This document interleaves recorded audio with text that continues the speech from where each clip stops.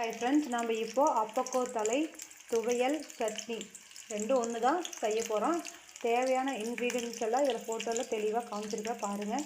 கடலைப்பருப்பு, உளுந்தம்பருப்பு, கொத்தமல்லி, புளி, சின்ன வெங்காயம், பூண்டு, மிளகாய், ஜீரகம், மிளகு, இஞ்சி, கடலைப்பருப்பு, அப்பக்கோ இலை, மிளகாய். இங்கே பாருங்கள், அப்பக்கோ தலை இப்படி வாஷ் பண்ணி இது மாதிரி எடுத்து வச்சுக்கணும், அழகாக கழுவி வச்சுக்கணும்.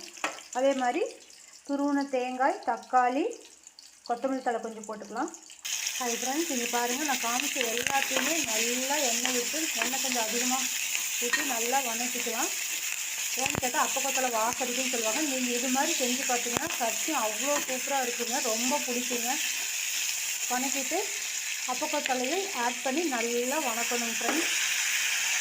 ஹாய் ஃப்ரெண்ட்ஸ், ஃபைனலி நல்லா அரைச்சதுக்கப்புறம் ஆறுதுன்னு அரைச்சா அப்பக்கோத்தலை சட்னி ரெடி.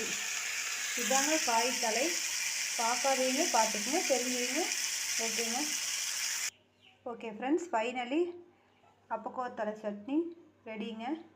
இங்கே பாருங்கள், இது மாதிரி செஞ்சு கொடுங்க, கண்டிப்பாக குழந்தைங்க நல்லா சாப்பிடுவாங்க. புளி, உப்பு, காரம் கரெக்டாக போடுங்க. சின்ன வெங்காயம் யூஸ் பண்ணுங்கள், நல்லெண்ணெய் யூஸ் பண்ணுங்கள் ஃப்ரெண்ட்ஸ். ரொம்ப நல்லாயிருக்கும். கண்டிப்பாக செஞ்சு பார்த்துட்டு சொல்லுங்கள் ஃப்ரெண்ட்ஸ். தேங்க்யூ. சப்ஸ்கிரைப் பண்ணுங்கள் ஃப்ரெண்ட்ஸ்.